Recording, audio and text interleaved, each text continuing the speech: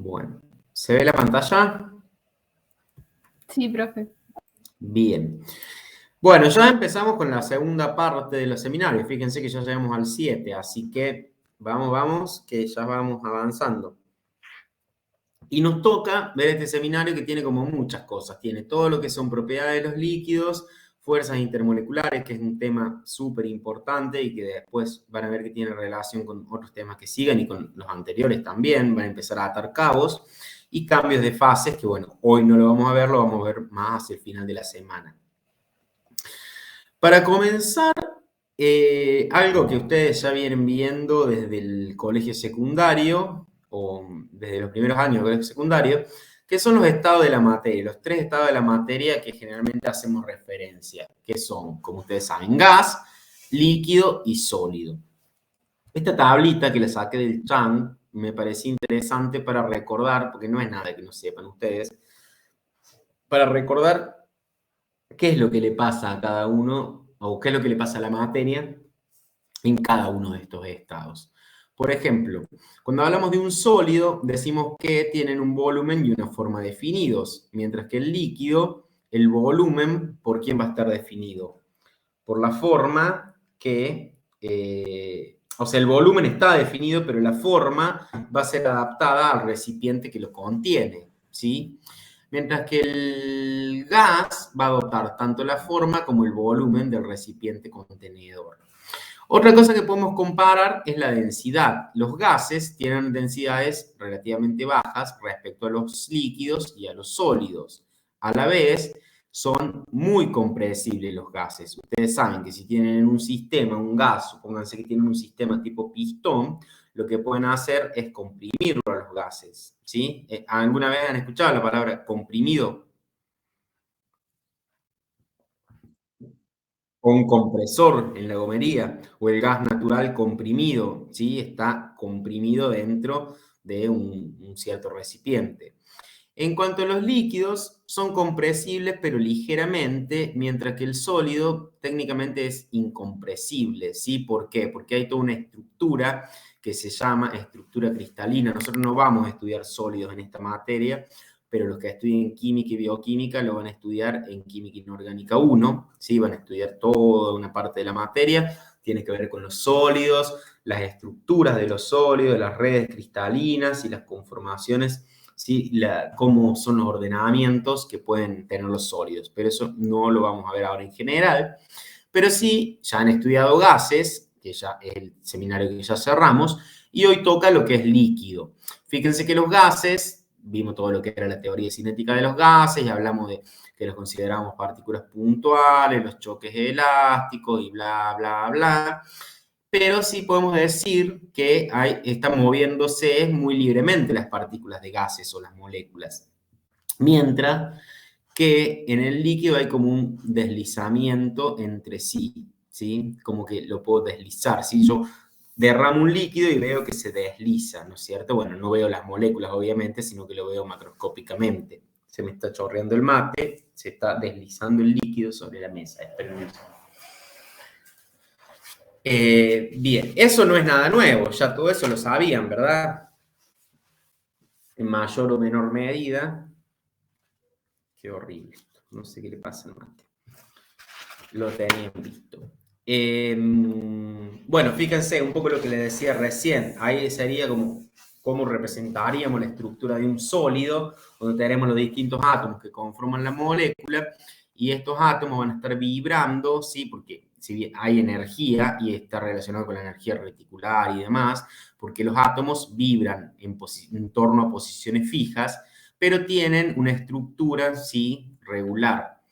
Mientras que el líquido, bueno, un ejemplo es si pudiéramos ver las moléculas del líquido, ¿sí? Esto es un diagrama muy grosero, ¿sí? En un recipiente. Y el gas, lo que vemos es, acá han puesto gas, como si fuera dentro de un matraz, van a estar todo el tiempo las moléculas moviéndose y chocando con las paredes, muy libremente, como Pancho por su casa.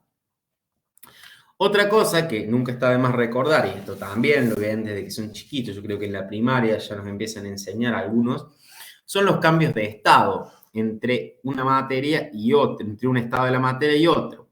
Si yo tengo un sólido y lo paso a líquido, ese cambio se llama fusión. Ahora, si ese líquido lo paso a gas, se llama vaporización. Por ejemplo, un ejemplo sería el hielo que se funde cuando lo pongo en el vaso, antes de tomarme el Fernet y me puse a charlar, se me derritió el hielo. ¿Eso qué quiere decir? Se fundió. Y vaporización cuando ponen a calentar agua y la hierven, ¿no es cierto? Puede pasar también que el sólido termine en gas sin pasar por el estado líquido. Ese proceso se llama sublimación, es decir, le van aumentando la temperatura, pasa de sólido a gas, pero sin pasar por el líquido como intermediario. ¿Alguien conoce un ejemplo de sublimación? ¿Alguna sustancia que sublime?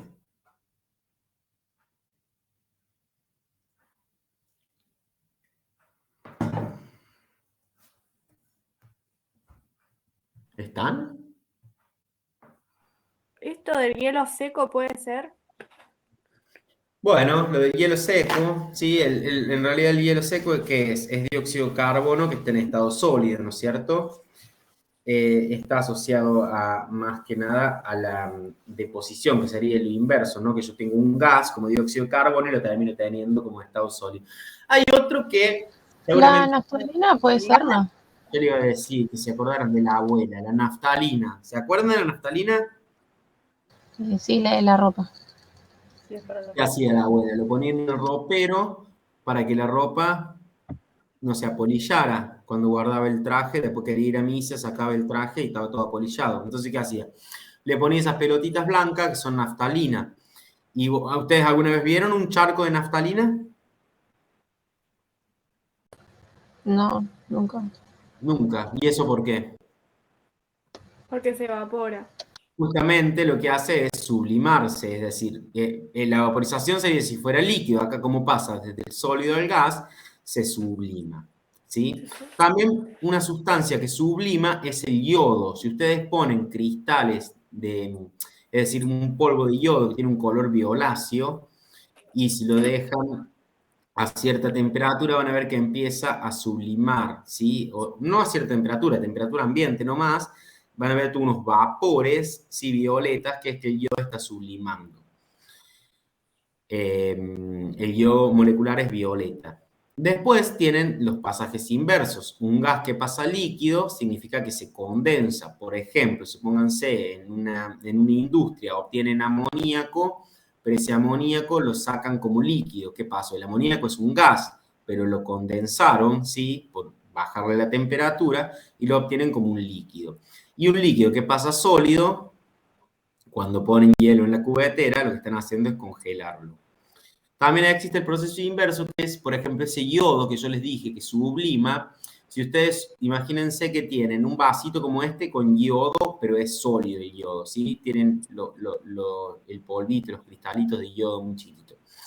Como a temperatura ambiente sublima, pasa a gas, ¿sí? A vapor de yodo. Pero si acá arriba le ponen un baloncito, supónganse, con hielo, esos vapores van a encontrar una superficie fría. Cuando se encuentran con una superficie fría, ¿qué creen que pasa? El vapor ocurre un proceso de deposición, que es lo que van a tener pegado al matraz, al baloncito.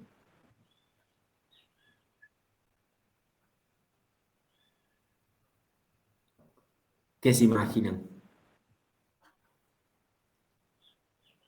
Fíjense, de Algo acá, como acá aumentan la temperatura, acá sería lo inverso. ¿Qué le pasa cuando se choca el vapor de yodo con una superficie fría? ¿Qué me decías? como el vidrio empañado. Sí, bueno, el vidrio empañado, pero ¿qué va a pasar? Ese vapor, cuando choca con una superficie fría, se va a convertir al estado sólido del yodo, entonces van a tener todos como unas agujitas, yo le voy a buscar una foto en internet, como unas agujitas porque se empiezan a formar, como a pegar los cristales sobre la superficie del vidrio frío, ¿sí? Eso quiere decir que está ocurriendo el proceso inverso a la sublimación que se llama deposición. ¿Se entiende?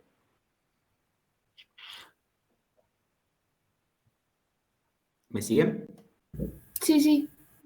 Bien.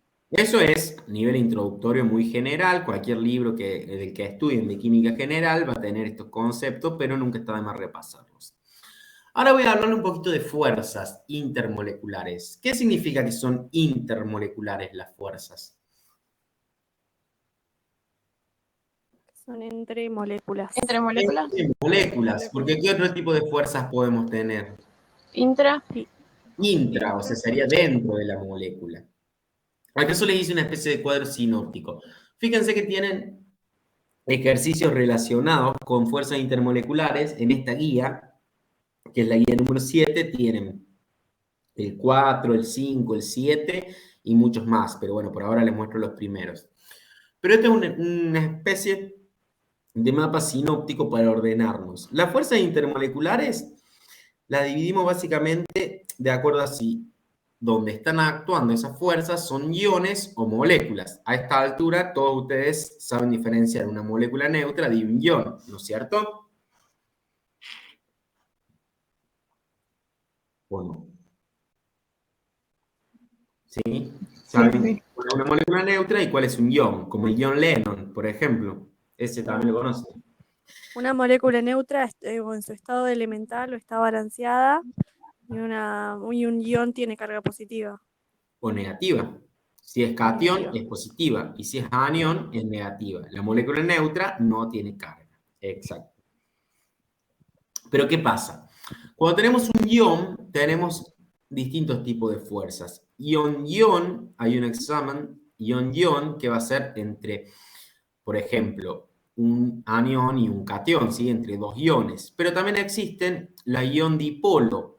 ¿Ustedes saben lo que es un dipolo? No estoy muy segura. Me gustaría saber. Bueno, ahora yo se las clasifico y después vamos a ver en ejemplo cada uno. Es cuando tienen una molécula, sí, que si bien las moléculas que tienen una carga neta son iones, ¿no es cierto? Dijimos que puede ser positivo o negativo. Pero si tienen una molécula que no tiene una carga neta, pero dentro de esa molécula es como que hay partes de la molécula que tienen una densidad, llamamos una densidad de carga más positiva o más negativa, lo que se genera es un dipolo, ¿sí? Como por ejemplo en el agua existen dipolos y ya vamos a ver que hay distintos tipos de estas interacciones con dipolos. Entonces, en ese caso, la fuerza es ion dipolo, es decir, no tengo dos iones. ¿Me explico? Sí. Bien. Después las moléculas neutras van a tener dos tipos de fuerza básicamente, pero hay uno que después se divide en tres, que es lo que traté de mostrarle acá. Tienen la fuerza de dispersión o la fuerza de London. Esas fuerzas es como que son atracciones muy, muy débiles y a distancias muy cortas por interacción del núcleo positivo de un átomo, porque recuerden que el núcleo de un átomo es positivo, hacia la nube electrónica de otro átomo. ¿Por qué interacciona el núcleo positivo con la nube electrónica de otro átomo?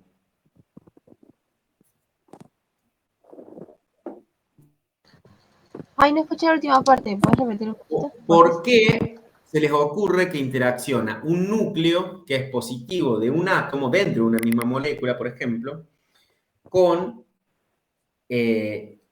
un núcleo, con una nube electrónica? ¿Qué densidad de carga va a tener la nube electrónica? ¿Positiva?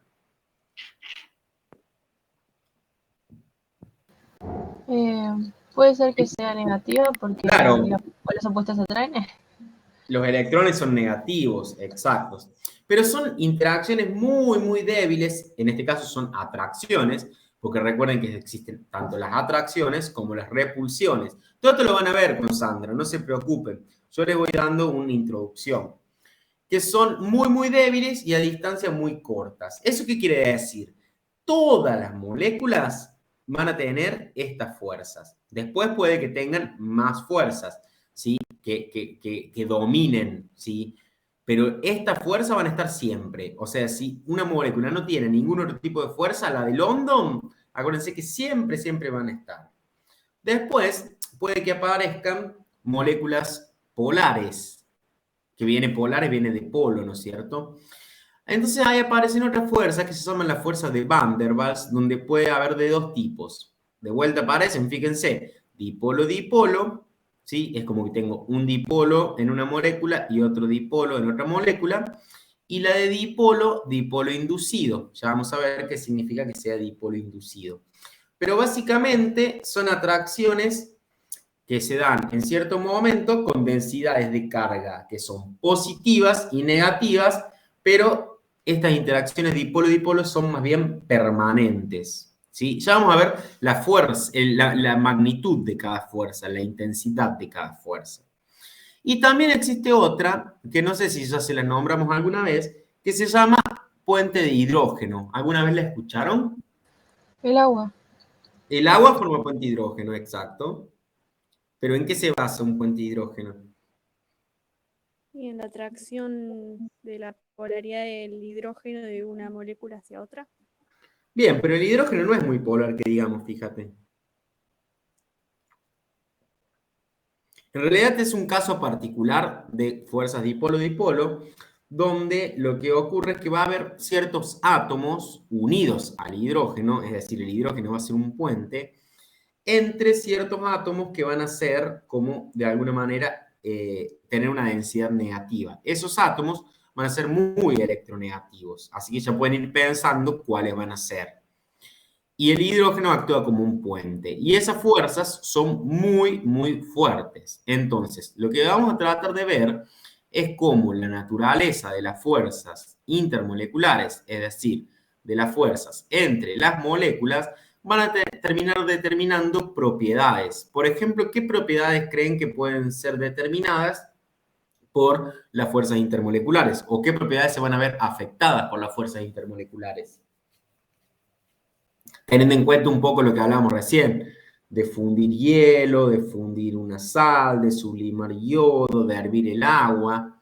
¿Qué pasa en todos esos procesos? Propiedades físicas como la adhesión de las Los moléculas, cambios de la estado. compresibilidad, la volatilidad. Bien. Y por ejemplo, si estamos hablando de hervir agua, de fundir hielo, Punto de está fusión, asociado. punto de ebullición, Claro, tenemos la densidad, temperatura solubilidad. asociada. Exacto, ahí vamos. Entonces van a ver que las fuerzas intermoleculares son muy importantes para determinar las propiedades de las sustancias, ¿sí? ¿Me siguen? Más allá de que esto ahora es una presentación y después lo van a ver bien en la teoría. Sí. Bien. Miren, acá lo que yo traté de mostrar en esta tablita que armé es, tienen los distintos tipos de interacciones, que son los que les nombraba recién yo, quiénes son las especies que interactúan y cuál es la energía típica, es decir, cuanto mayor energía tenga, en este caso las unidades son kilojoule por mol, pero podrían ser kilocaloría por mol o lo que sea. Lo importante es que es una unidad de energía. ¿Qué significa que el número sea más grande o menos grande? Si es más grande, significa que yo le tengo que dar más energía, es la energía asociada a esa interacción, a esa fuerza. O sea que yo tengo que darle esa energía si quiero romperlo, ¿no es cierto? Imagínense, dos átomos como si fueran dos personas tirando una soga, ¿no? Entonces, ¿qué voy a tener que hacer yo para romper esa soga? Y voy a tener que darle energía. Bueno, ¿qué energía? Y tiene que ser mínimamente la energía que está asociada a esa fuerza, ese enlace. ¿Se entiende? Sí. Bien. Tenemos la interacción ion-ion. Ocurre solamente entre iones. Por ejemplo, el cloruro de sodio, ustedes saben que si lo ponen en agua, ¿sí? Se disocia en cloruro y en sodio, el catión sodio. Esos iones pueden tener el tipo, sin considerar el solvente, ¿no? Porque ahí ya entramos en otro tema, tener el tipo de interacción ion-ion, porque es entre el catión y el anión. Por eso es ion-ion. Y fíjense la energía. Es mucho más grande, ¿sí? Que cualquier otro de los que está en esta tabla, ¿o no?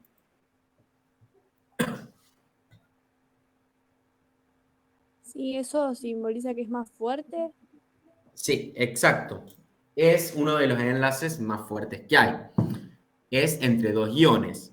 ¿Se acuerdan que de iones teníamos dos? La ion-ion y la ion-dipolo. Fíjense, la ion dipolo es mucho, casi más de 10 veces menor que la otra, ¿no? Sí. Sí. ¿Y es entre quién se da? Entre un ion, que puede ser un cation, y un anión, y una molécula polar. ¿Qué dijimos que era polar? Que podía haber cierta distribución, ¿sí? O densidades de carga dentro de la molécula, sin llegar a tener una carga neta como la tiene un ion. ¿Me explico la diferencia entre una molécula polar y un ion? Ahora vamos a ver algunos dibujitos que nos va a ayudar.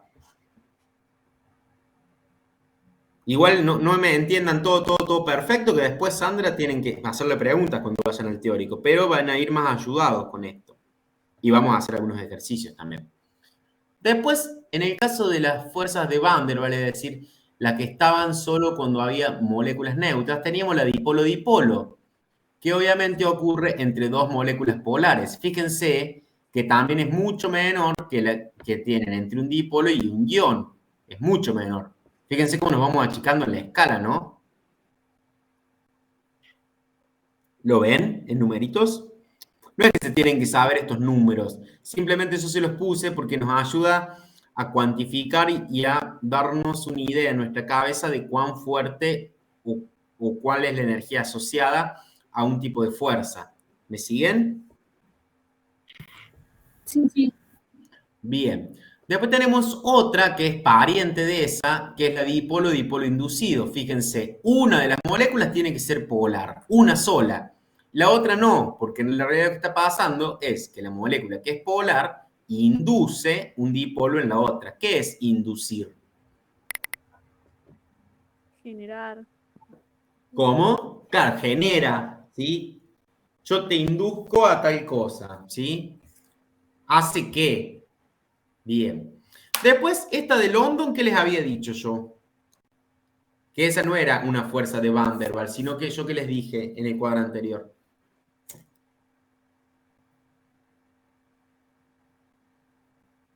Las de London o se les puede llamar también fuerzas de London o también le han puesto otro nombre que era de dispersión.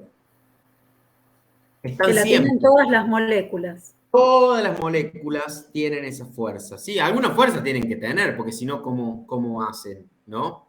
Esa fuerza van a estar presentes siempre. Y fíjense que también el valor está más o menos en el orden de las otras, de 2, sí, un valor mínimo. Y la de puente hidrógeno, que acá les estoy detallando un poquito más, tiene que ser moléculas que contengan elementos electronegativos. ¿Cuáles son? Acuérdense que yo les dije, vayan pensando cuáles son. Miren cuáles son. El flúor, que es el elemento más electronegativo de la tabla periódica, o otros elementos electronegativos como el nitrógeno y el oxígeno. Las moléculas tienen que tener esos elementos adentro de la molécula, esos átomos, unidos, ¿sí? Mediante un átomo de hidrógeno compartido. ¿Qué significa eso? Que el hidrógeno va a ser un puente entre los átomos electronegativos. ¿Me siguen? Bien. Ahora fíjense, ¿qué pasa con la energía, la fuerza de ese tipo de intermolecular? ¿Cuán fuerte es esa fuerza, valga la redundancia? No es muy fuerte. Pero sí es más fuerte que otras. Es más fuerte que casi todas, Bueno, salvo sí, que, es verdad, es una de las más fuertes. o sea, está en el orden de las otras, pero es la más fuerte de todas, sacándola de ion-ion, porque ustedes imaginen ahí que tienen cargas netas, dos cargas netas, pero Y sacando esa, esa, ¿cuál?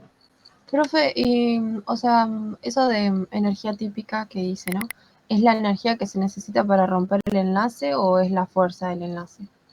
Bueno, la fuerza del enlace va a estar relacionada a la energía que vos necesitas, porque para romperlo necesitas entregarle esa cantidad de energía, o sea que las dos cosas son válidas. ¿Me explico? Sí, sí.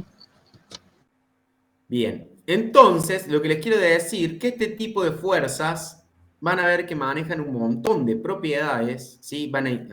A causar, van a tener consecuencias en un montón de propiedades porque tiene una energía relativamente alta. Acá les pongo unos dibujos. Fíjense. Eso es si ustedes pusieran, como les dije antes, el cloruro de sodio en agua, por ejemplo.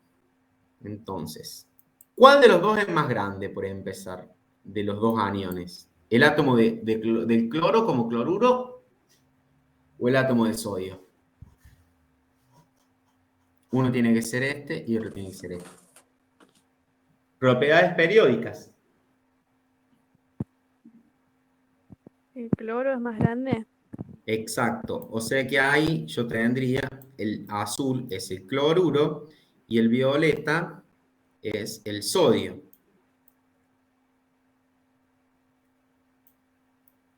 ¿Estamos de acuerdo? Y fíjense lo que pasa. ¿Qué les dice? Esto ustedes pusieron cloruro de sodio, ¿sí? Sal de mesa, la que usamos para la comida. La pusieron, bueno, en agua.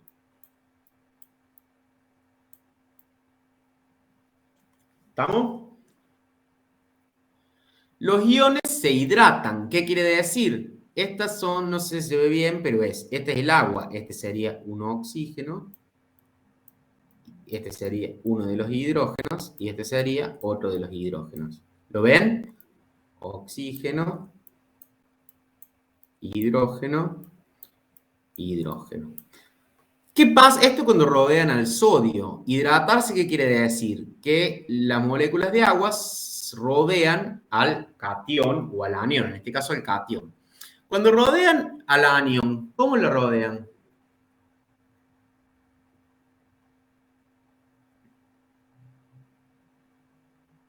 Fíjense, ¿la rodean igual las moléculas de agua? No, Hay están como más- conectadas por el hidrógeno. Sí, en realidad no están conectadas, sino que simplemente se llama un efecto de solvatación, es decir, la rodean. Pero es un poco eso que decís, la rodean de forma tal que la molécula de agua se orienta para dejar los hidrógenos más cerca del anión que el oxígeno. ¿Ven cómo lo estoy marcando? Sí, sí. ¿Sí? Y en cambio en el catión que tiene carga positiva, al revés. Porque ¿quién es más electronegativo? ¿El oxígeno o el hidrógeno? ¿Más electronegativo? Sí, El El hidrógeno. oxígeno. el oxígeno. El oxígeno. Ay, perdón. Entonces, ¿qué va a pasar? Si acá ustedes tienen una carga positiva, porque este es un catión, ¿sí? Neto, va a orientar el agua, los átomos de oxígeno, porque tienen una densidad de carga más negativa. Como acá es al revés, y tiene, perdón, en el cloro tiene, no sé cómo poner deshacer. Bueno, este lo borramos. En el cloro tienen una carga negativa, orienta los protones o los hidrógenos, porque tienen cierta densidad de carga más positiva, ¿me entienden? Eso lo pueden ver con dibujitos más bonitos en los libros y demás, pero van a ver qué es lo que pasa. Eso sería si ustedes ponen dos iones en agua. No estamos viendo acá la interacción de fuerza entre los iones, sino lo que les muestro es cómo el agua rodea al catión y al anión, que es lo que se llama solvatación o proceso de hidratación. En esta figura, lo que les muestro es lo que pasa con el ion dipolo. Por ejemplo, si tienen el catión sodio y tienen una molécula que es polar, esta molécula lo que hace, ven que está como estirada, como si fuera una varillita. ¿Lo ven? Sí, sí. ¿Y qué parte va a ir hacia el sodio que tiene una carga positiva? Una negativa. Exacto. En cambio, si fuera un anión, fíjense que el dipolo se orienta al revés. Va a ir la parte más positiva hacia el anión. Es un poco lo mismo que pasaba acá. Tenían un catión, iba a la parte del oxígeno porque era más negativa. Tenían un anión, iba a la parte del protón, del hidrógeno, porque es más positiva. Entonces acá, estos son los dipolos. Y como tienen, estos son los dipolos, bueno, hoy cualquier cosa. Y como tienen un ion, ya sea un catión o un anión, la interacción, ¿de qué tipo es? ion Dipolo. dipolo. Exacto. Acá lo que les estoy mostrando es la otra. Imagínense que ustedes tienen una partícula esférica, ¿sí? Después imagínense donde ahí, digamos, no pasa nada. Es la distribución esférica de la carga en un átomo de helio, dice. Pero si ese átomo que es esférico se acerca a un catión, lo que van a tener es, de vuelta, lo que va a hacer es algo parecido a lo de recién. Tienen el catión y lo que hace es, si bien la partícula tenía toda la carga distribuida esféricamente, ¿sí? ¿Qué pasó? Indujo un dipolo. ¿Por qué lo indujo? Porque esto tiene una carga positiva y lo que va a hacer es distribuir en la otra molécula la parte más negativa para que se oriente hacia ella. Entonces, de algo que era así, esférico, con la carga en un átomo distribuida esféricamente, lo que hizo fue deformarlo. Entonces, lo que hizo fue inducir un dipolo. Lo mismo puede pasar si eso sería un ion dipolo inducido. Y lo mismo puede pasar si tengo un dipolo que me puede llegar con menor, que es esta otra fuerza, que es de las más chiquitas. Tengo la molécula que es polar, que tiene un dipolo, y me induce un dipolo también en la otra molécula. Fíjense, como la parte positiva del dipolo está acá, ¿qué parte va a poner del dipolo inducido? La negativa. ¿Lo ven con ejemplos? Sí, Es la forma en la que se induce. Bien. Acá lo que les puse son interacciones entre dipolos inducidos. Fíjense que se acomodan siempre de tal forma, fíjense lo que dice, existen solo momentáneamente. Al instante siguiente se distribuyen de otra forma. Es como son fotitos, ¿sí? Pero esto va pasando todo el tiempo. ¿Y qué tipo de interacción es? La del dipolo inducido. Tengo esto y ¿qué hace? Induce dipolos en las otras moléculas y fíjense, ¿qué hace? Que se acomoden todos los negativos rodeando el positivo y todos los positivos cerca del negativo. Pero esto está cambiando constantemente. Por eso dice que este patrón es momentáneo. Si yo saco otra foto, veo esto. Saco otra foto, veo otra distribución. Saco otra foto y veo otra distribución. ¿Me comprenden?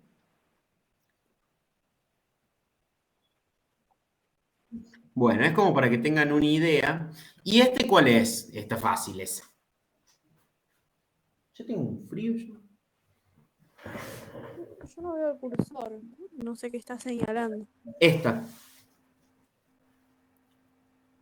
Piénsenla. ¿Alguna de esas de la tabla es? Puente de hidrógeno. Sí. ¿Lo ven al puente de hidrógeno? Supónganse que son moléculas de agua. ¿Quién tengo acá? El el oxígeno. oxígeno. Y acá el hidrógeno. El oxígeno. El hidrógeno. El oxígeno. El hidrógeno. Bueno, y así puedo estar todo el tiempo. ¿Qué pasa? Fíjense, el hidrógeno actúa de puente entre dos moléculas. Supónganse que acá tienen una y acá tienen otra. Sí, bueno, está cortada. Vamos a hacerlo con esta directamente. Vamos a hacerlo. Esta es una molécula.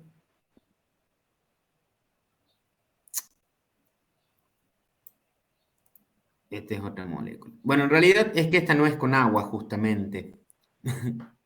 Saqué el dibujo de otra cosa. Pero ¿qué es lo que tienen que ver? Que el hidrógeno, ¿quién une?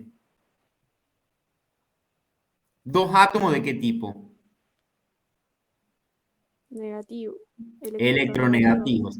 Eso va a pasar siempre que haya nitrógeno, oxígeno o flúor, entonces se unen cualquiera de esos electronegativos con el hidrógeno y forman este tipo, que generalmente lo marcamos así con una línea punteada, que es el puente de hidrógeno, donde el átomo de hidrógeno queda compartido entre ambas.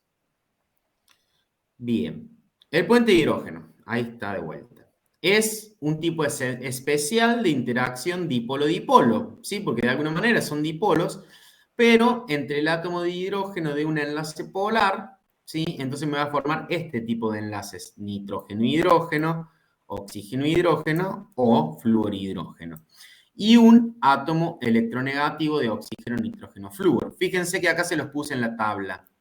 Son los átomos más electronegativos que existen, ¿sí? Y el hidrógeno, ¿dónde está? Está acá. ¿Lo ven? Fíjense, en este gráfico lo que tienen acá es, esto es un gráfico, ¿no? Este es el eje de las Y o de las ordenadas. ¿Qué representa en ese eje? Punto de ebullición. Y en este otro eje, que es el de las X, representa el periodo en el que se encuentran en la tabla periódica, ¿sí? Fíjense, si ustedes agarran la tabla periódica, son todos compuestos que se llaman hidruros. ¿Por qué? Porque tienen hidrógeno. Y tienen los del grupo 5. ¿Qué ven en el grupo 5? Que a medida que ustedes, de alguna manera, lo que están haciendo acá es, este es el 5, este es el 4, este es el 3 y este es el 2. ¿Sí? Pero ¿cuál es la tendencia del 5 al 3 en todos los grupos? ¿Qué va pasando a medida que me voy yendo hacia arriba en la tabla periódica? Voy ascendiendo en los grupos de la tabla periódica. ¿Ven una tendencia acá? ¿Hasta acá?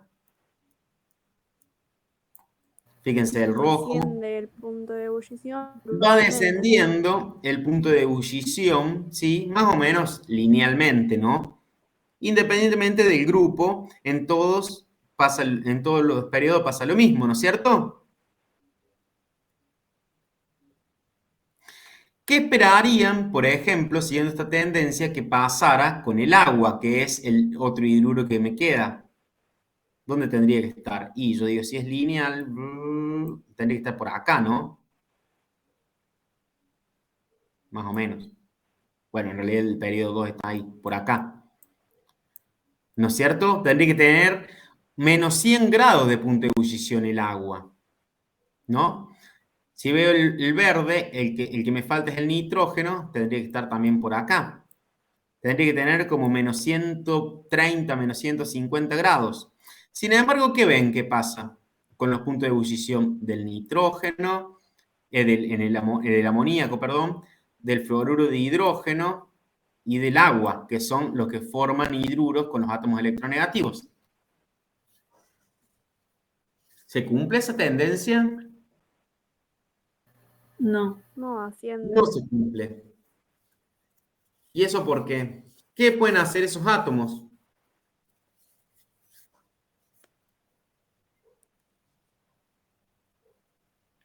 O sea, tengo el átomo de hidrógeno unido a un electronegativo como el oxígeno o como el flúor o como el nitrógeno.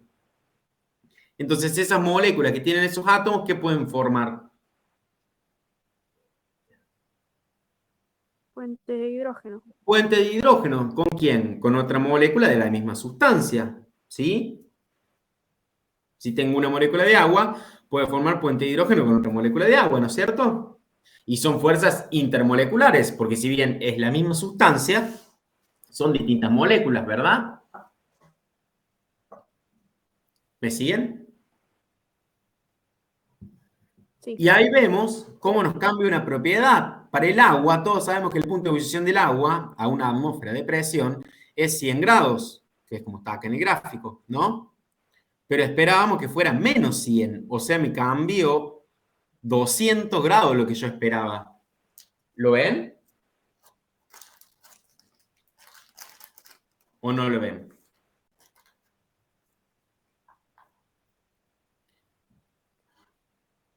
Tendría que estar acá.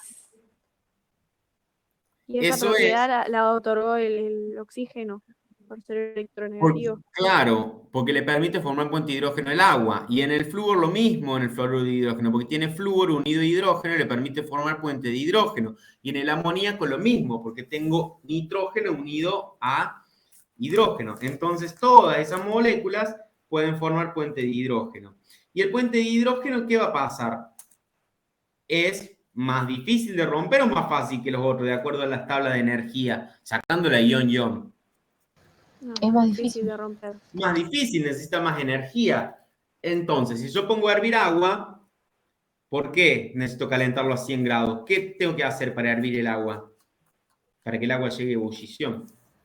Romper esos Hacerla. puentes. Romper esos enlaces, que en este caso son puentes de hidrógeno. Entonces me va a costar. ¿Qué le estoy haciendo yo? Ya sea con electricidad o con el mechero, pero les estoy entregando calor, que en realidad les estoy entregando energía en forma de calor, para romper esos enlaces. Por eso necesito llegar a esa temperatura. Si no, el agua no hierve. ¿Lo ven? ¿Lo van relacionando con algo? Cuando llegamos al punto de ebullición, estamos viendo los enlaces puente-hidrógeno. Claro, porque vos, ¿qué tenés? En el líquido están todas las moléculas, ¿no es cierto? Así. Y cuando querés, están interactuando. Supongamos que vamos a hacer, o sea, ustedes saben que la molécula en realidad de agua es como si fuera este ratón Mickey, ¿no? Pero este es un hidrógeno. Acá tienen otra molécula de agua. Lo que sería grande es el oxígeno y lo chiquito serían los hidrógenos, ¿no es cierto? Están todas unidas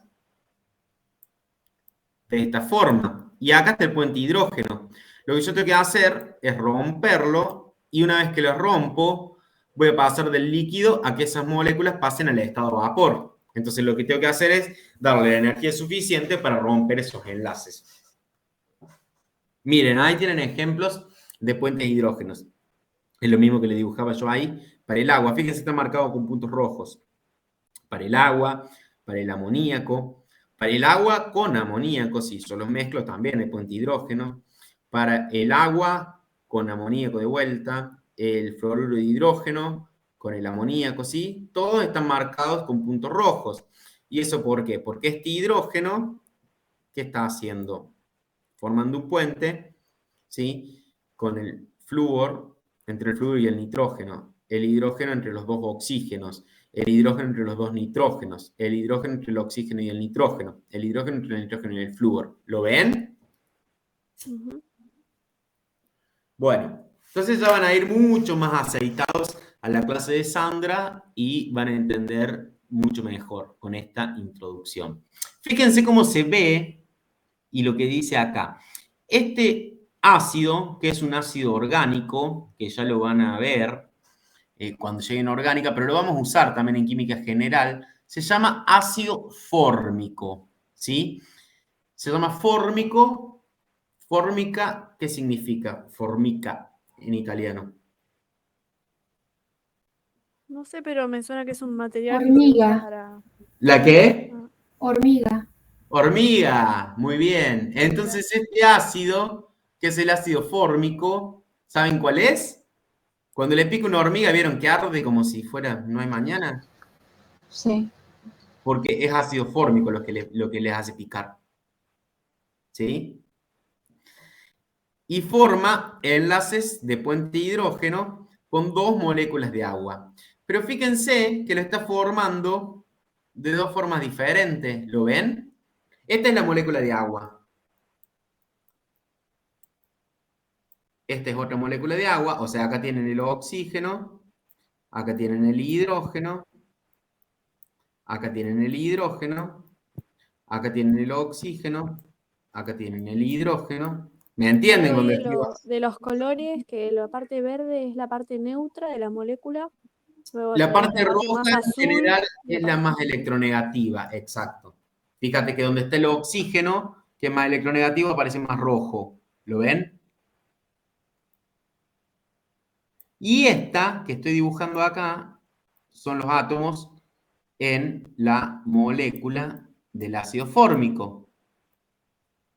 ¿Lo ven? Esto está unido, ¿no es cierto? No sé si se ven las uniones. Acá es una unión doble. Es totalmente unido. Fíjense, ¿por qué forma dos tipos de puente de hidrógeno? porque uno se está uniendo de la parte más electronegativa y otro de la parte más positiva. Exacto, acá tengo el hidrógeno unido a oxígeno, pero se puede unir y formar un puente de hidrógeno con el oxígeno del agua. Y acá el oxígeno se puede unir al hidrógeno del agua y formar otro puente de hidrógeno. ¿Por qué el oxígeno del agua, es decir, no la parte del hidrógeno, puede formar puente de hidrógeno también? ¿Qué tiene acá el agua? Lo pueden ver. Esta es la molécula de agua. ¿Por qué el oxígeno puede servir para formar puente de hidrógeno?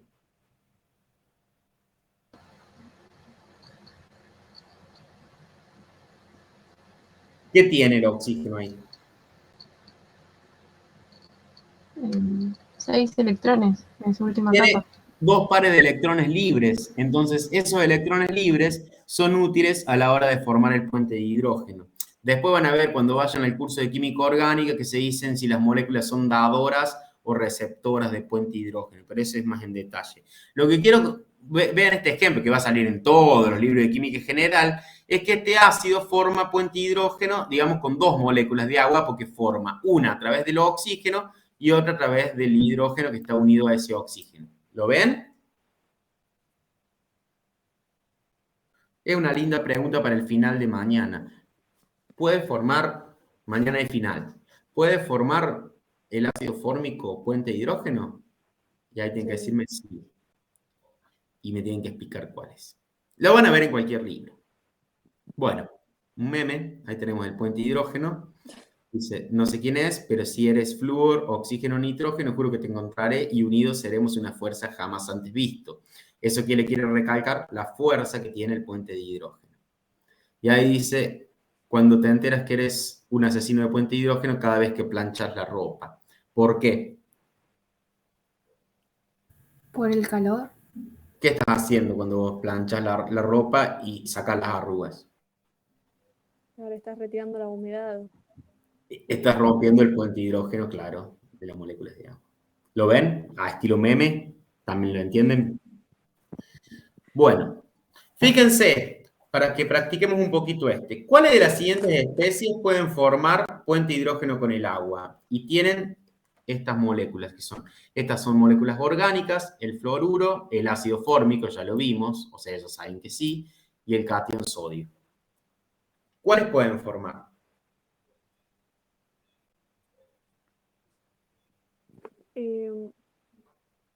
Es el sodio y el metano no, ¿Por qué no? porque no están compuestos por flúor, ni por oxígeno, ni por nitrógeno. Perfecto. ¿Y en los otros qué pasa? Fíjense la estrategia. Uno puede formar enlaces de hidrógeno con el agua si contienen lo que está diciendo la compañera, que no sé quién es que me está hablando, que tengo que tener flúor, oxígeno, nitrógeno, o tiene un átomo de hidrógeno enlazado a uno de esos 3 elementos. Y ahí tenemos. No hay elementos electronegativos. ¿Usted me está leyendo el libro y me está diciendo la respuesta? Sí.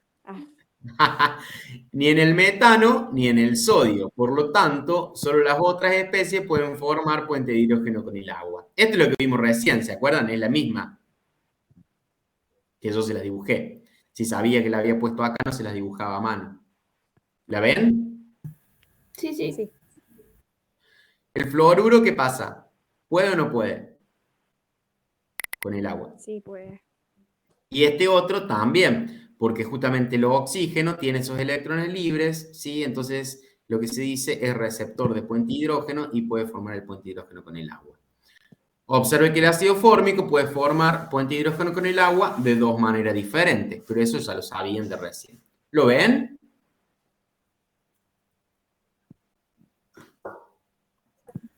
Perfecto. Bueno, volví a poner, no sé, estaba perdido cuando lo... Bueno, acá les puse una especie de cuadro sinóptico que les puede servir para ver. Fíjense, me fijo, las moléculas o los iones interactuantes. Lo primero que me fijo es si participan iones. Es la misma tabla que les puse al principio, hecho en cuadro sinóptico. ¿Participan iones? Sí. Esos iones están presentes, moléculas polares, digamos, participan iones, pero hay moléculas polares y también iones. Si no, solo hay enlaces iónicos, como podría ser el cloruro de sodio y esto. Son todas las sales que tienen un catión, ¿sí? Metálico, supongamos, y un anión. Ahora, si también hay moléculas polares, van a tener la fuerza de tipo ion dipolo. Por ejemplo, una sal que la ponen en agua. Si no participan iones, se tienen que preguntar, ¿hay moléculas polares? Supongamos que no. Entonces van a tener la única fuerza que está siempre. ¿Cuáles son? Las del hondo. Si hay moléculas polares, ahí se tienen que preguntar dos cosas. ¿Hay átomos de hidrógeno unido a un átomo electronegativo como nitrógeno, oxígeno, flúor? Si sí, tienen los ejemplos de puente hidrógeno. Y si no lo hay, las fuerzas que ocurren son las de dipolo-dipolo común, pero no puente hidrógeno. ¿Les ayuda? Sí, Sí, a me mí queda sí. una pregunta que estaba pensándola antes sobre, decís que, por ejemplo, las fuerzas de London están en todas las moléculas. Sí, siempre. Entonces, depende de qué átomos o aniones, moléculas estén en uno, podemos tener más de una Exacto. Más de interacción un tipo de diferente en una misma fuerza. molécula. Muy bien. Exacto. Exacto. La de London la van a tener siempre. Después le sumamos o no otras. ¿Sí? Ok.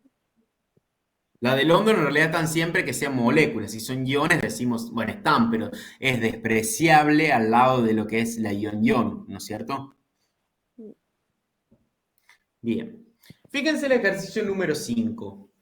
Tómense 5 minutos y traten de ver cuáles son las fuerzas que consideran que hay que vencer para todos esos procesos. Y después la controlamos entre todos. Es lo que estábamos diciendo recién. Si está en la de London y si le agregan alguna más. ¿Sí? Tienen que pensar qué tipo de sustancia tienen y cómo están compuestas las sustancias. Tómense 5 minutos y lo vemos. No más de eso porque si no nos vamos a empezar a atrasar. Yo aprovecho ir al baño y a subir el calefactor.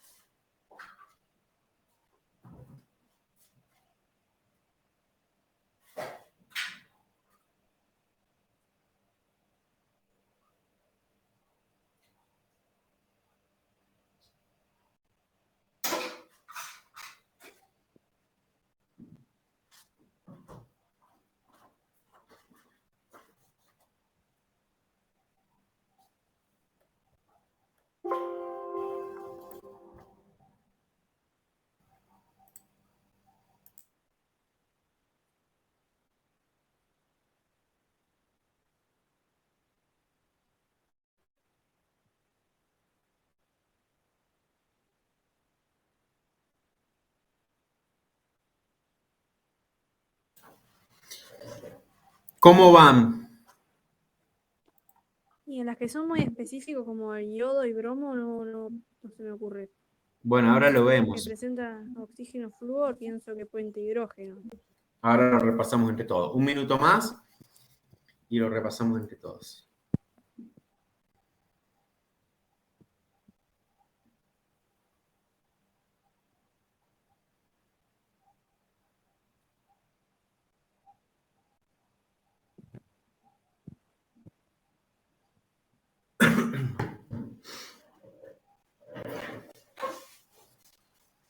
Pensemos. Bueno, nos decía que tenemos que decir las clases de fuerza de atracción que tengo que vencer para esos determinados procesos.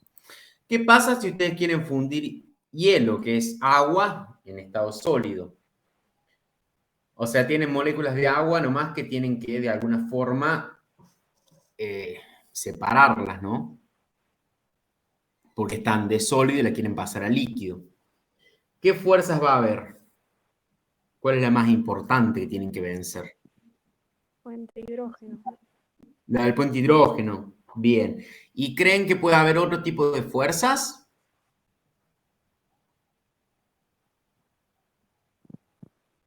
La del hondo. ¿Y alguna otra? El agua forma dipolos. ¿Sí? Entonces, ¿puede haber fuerza dipolo-dipolo o no?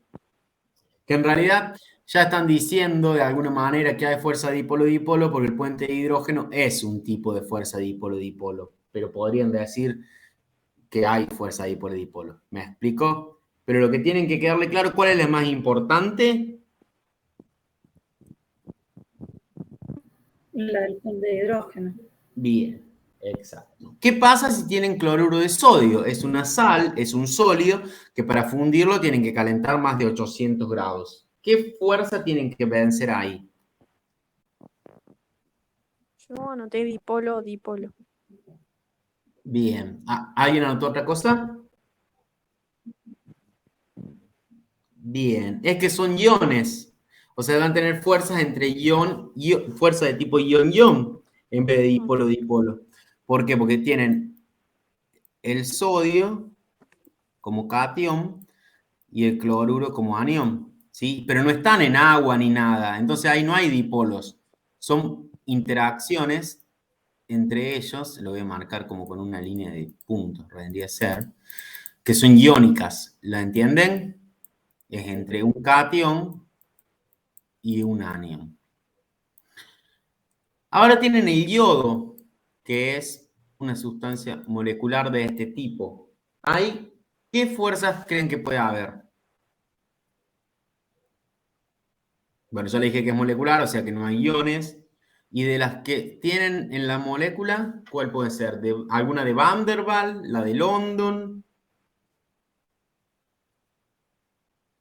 Dipolo. Dipolo Pero inducido. va a haber un dipolo o un dipolo inducido si solamente tienen una molécula que está formada por yodo y al lado tienen más moléculas que está formada por yodo. O sea, siempre el mismo átomo. ¿Creen que Entonces va a haber London. solo de London, porque no hay diferencia de electronegatividad entre los distintos átomos para que la molécula tenga una carga distribuida de alguna forma? Entonces las interacciones entre las distintas moléculas van a ser solo la de London. ¿Lo entienden? Para que haya un dipolo o un dipolo inducido, tiene que haber algo donde yo pueda tener una parte, como veíamos, más positiva o más negativa. Pero si tengo el mismo átomo, no va a haber prácticamente diferencias. No va a haber. ¿Me explico? Sí. Sí. Ahora sí tienen que hervir el agua, es decir, recién pasaron del sólido al líquido, ahora van a pasar del líquido al vapor, porque se van a tomar unos mates con el hielo que les sobró del Fernet, lo pusieron líquido y ahora lo quieren pasar a vapor. ¿Qué fuerzas van a tener que vencer? Pienso las mismas. El hielo. Las mismas. ¿Cuáles son? ¿Cuál es la más importante? Puente hidrógeno. El puente hidrógeno. Y después van a tener, bueno, dipolo-dipolo y London, pero la más importante es el puente hidrógeno. Ahora les dice que acá tenían que sublimar el yodo. Tenían cada molécula de yodo unida a otra molécula de yodo. Ahora tenemos un caso que es parecido, pero en realidad lo que tienen, el flúor gaseoso es 2 átomos de flúor unidos.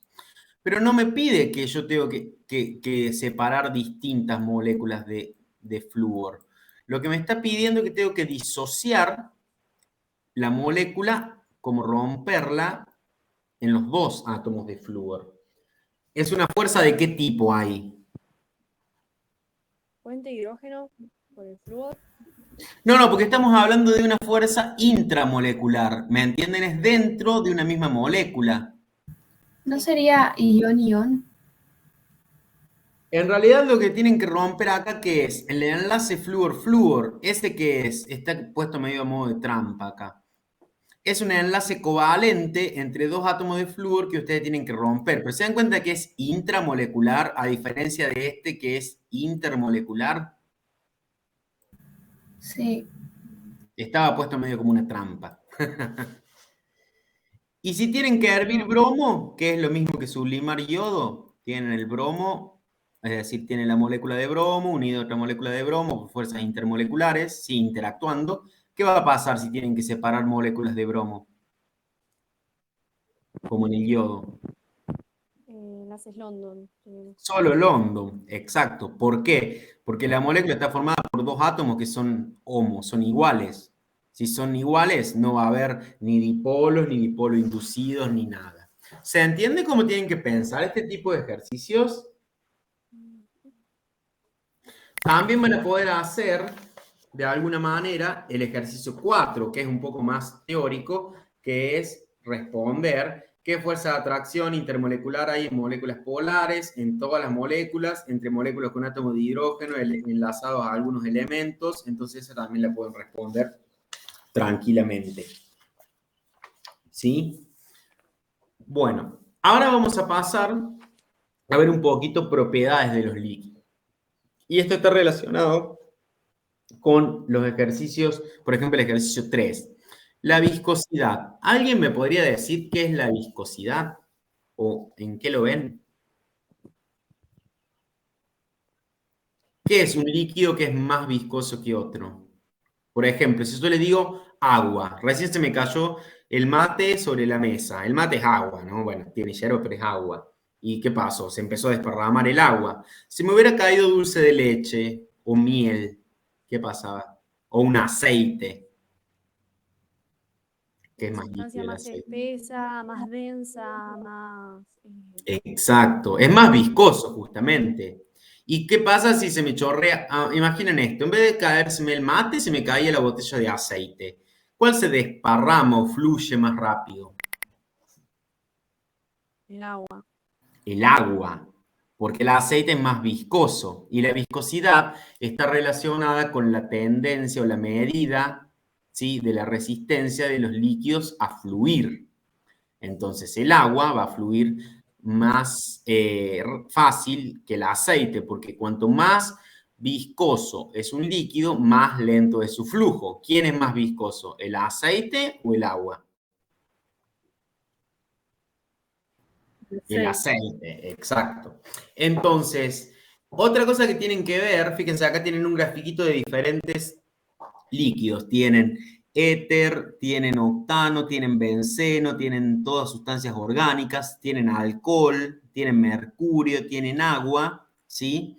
Y lo que ven es que cuáles son más o menos viscosos de acuerdo a si forman o no, por ejemplo, puente hidrógeno. Dice, los que no pueden formar puente hidrógeno son en general menos viscosos que los que sí lo forman. Y después les habla del mercurio como una excepción, porque les dice ahí que hay otro tipo de unión entre los átomos y que la viscosidad es elevada por eso. Otra cosa que tienen que ver es que la viscosidad de un líquido suele disminuir con el aumento de la temperatura. ¿Qué quiere decir eso? Que si yo caliento el aceite, ¿qué le va a pasar? Sí, se vuelve más... Fluye más Menos fácilmente. viscoso, fluye más, claro. Exacto. Bueno, eso es importante. Fíjense que la velocidad se puede medir en poids, antipoids y demás, pero una forma de medirla, que es una del equivalente de esas unidades, que es Newton por segundo sobre metro cuadrado. Y acá tienen viscosidades de distintas sustancias químicas, por ejemplo, o de distintos líquidos comunes en realidad. Por ejemplo, la sangre es más viscosa que el agua, ¿sí? El etanol es más viscoso que el agua. Bueno. ¿Qué pueden hacer? No sé si ya cursaron Física 1, Física No. Mecánica. Cuando cursen Física 1, una medida típica de hacer viscosidad es tirar unas pelotitas de acero, ¿sí? Como si fuera un boloncito, en una probeta llena de aceite. Entonces, de acuerdo a lo que ustedes tiran, ¿sí? De acuerdo, por ejemplo, si tienen aceite o pueden poner otro fluido. De acuerdo al fluido que ponen, ustedes lo que miden es la velocidad con la que esa bolita de acero cae. Se lo relacionan con la gravedad, bueno, y todas estas cosas que le gustan a los físicos, y es una medida para determinar la viscosidad. Después en el laboratorio existen directamente unos dispositivos, unos aparatitos que se llaman viscosímetros y le permiten medir la viscosidad y le dan un valor, siempre hay que calibrarlo y demás. Eso tiene relación con el ejercicio 3, ¿sí? Que le pregunta, ahora vamos a ver lo que es un poquito la tensión superficial, pero les hace relacionar la tensión superficial con la viscosidad y la presión de vapor, que son las tres propiedades de los líquidos que le vamos a introducir hoy. ¿Hoy les habló Sandra de viscosidad o no? No. Hoy hicimos ¿No? como un repaso también del tema de gases. Bien, entonces estuvo más distribuida la clase. ¿Pero les sirve lo que les estoy Estuvo bueno. hablando? ¿Les ayuda para Sí, encarar claro. ahí? ¿O los estoy perdiendo mucho? Bien. Cami, ¿algo que decir, que aclarar?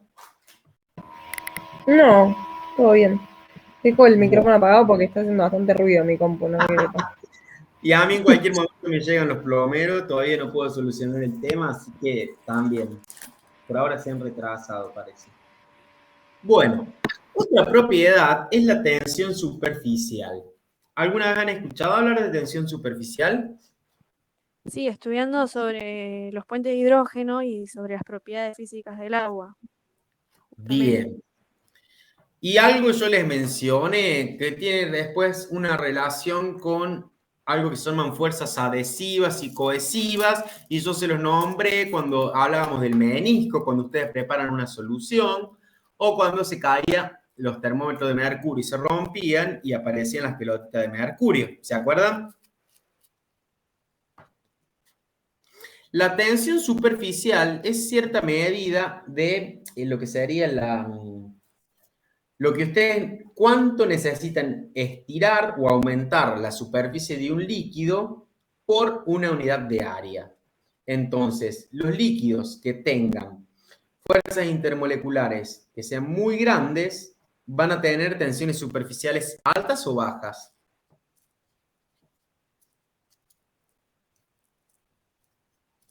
¿Superficies más grandes, dijiste?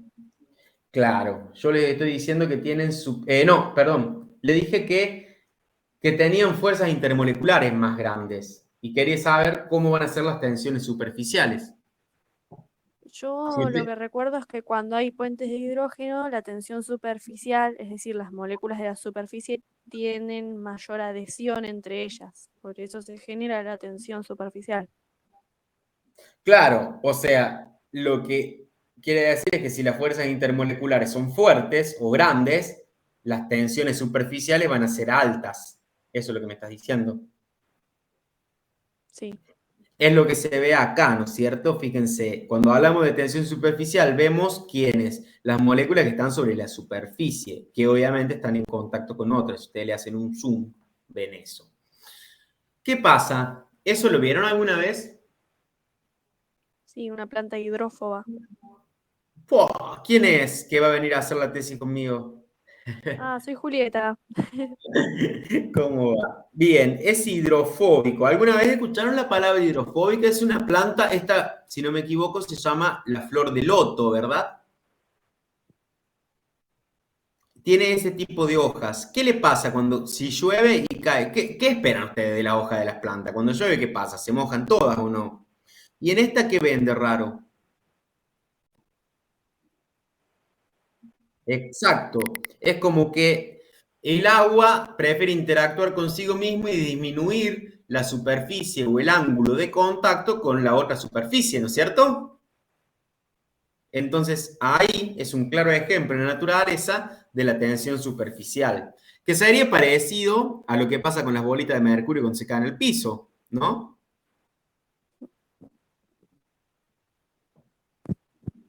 Sí, como las moléculas de agua quedan más unidas. Claro, hay mucha fuerza adhesiva, cohesiva, perdón, entre ellas. Fíjense, esto es lo que pasa si ustedes ponen un tubo dentro de un vaso con agua y se forma lo que ustedes conocen como el menisco, ¿no es cierto? Porque hay que tienen que considerar no solo la interacción con las moléculas de agua, sino con el vidrio, que es el recipiente. ¿Y qué pasa si es mercurio? ¿Se acuerdan que la pancita nos queda al revés? Eso es porque las fuerzas de adhesión entre el mercurio y el vidrio son menores que entre el agua y el vidrio. Entonces, lo que ocurre es que nos queda la pancita al revés. Ahora vamos a ver algunas cuestiones más con la temperatura y demás.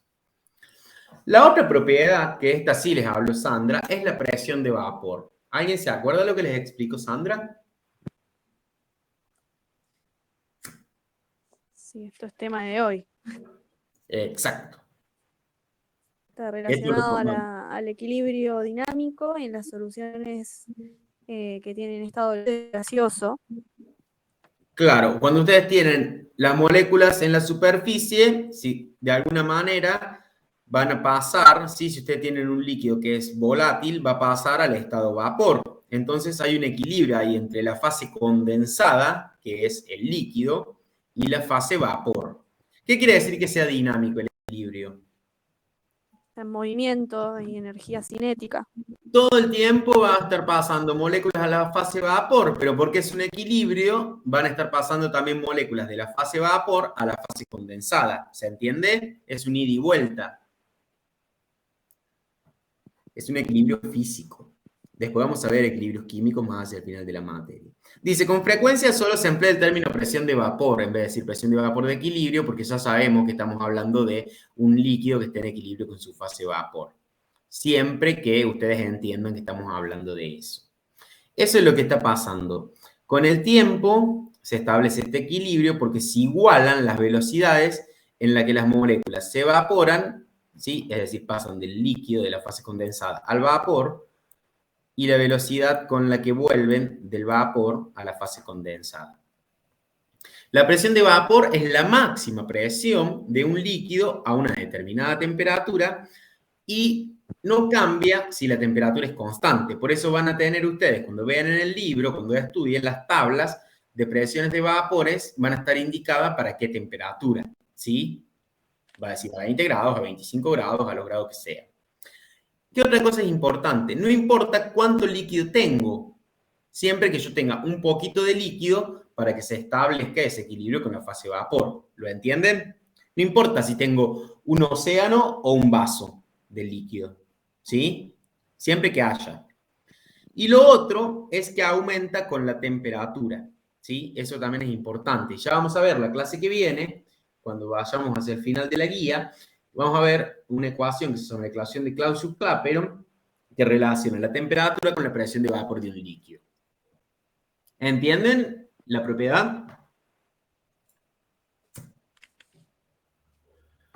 Tienen que entender, porque por ahí se confunden, y lo hemos visto que ya en el final, lo cual me gustaría que no se confundan en esa instancia, de que no es que porque alguien dijo la otra vez que le están aplicando fuerza a un vapor o a un líquido. No es eso. Sino que es que yo tengo el vapor, sí, en equilibrio con el líquido, pero porque está pasando todo el tiempo, es un equilibrio entre lo que se condensa y lo que se evapora.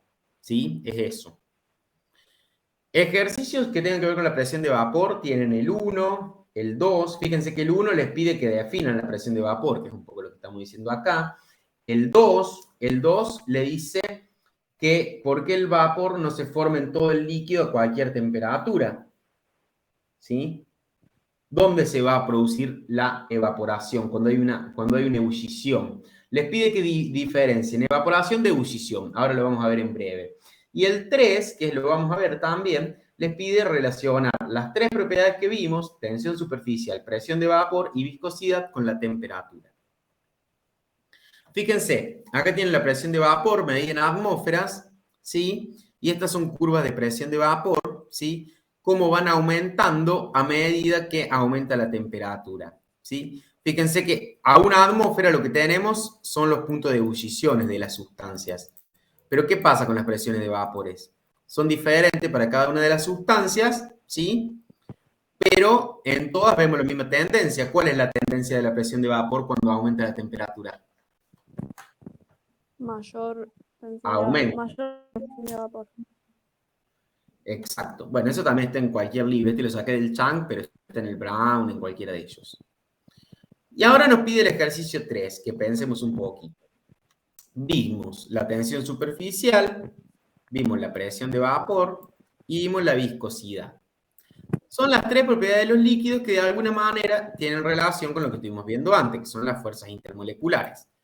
Ahora la pregunta es, ¿por qué la tensión superficial y la viscosidad disminuyen cuando la temperatura aumenta? Pero la presión de vapor aumenta cuando la temperatura aumenta. Piénsenlo un poquito.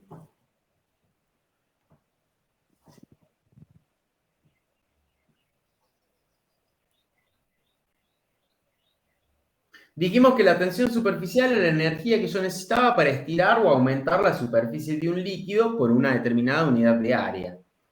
Y que si las fuerzas intermoleculares son grandes, las tensiones superficiales son altas.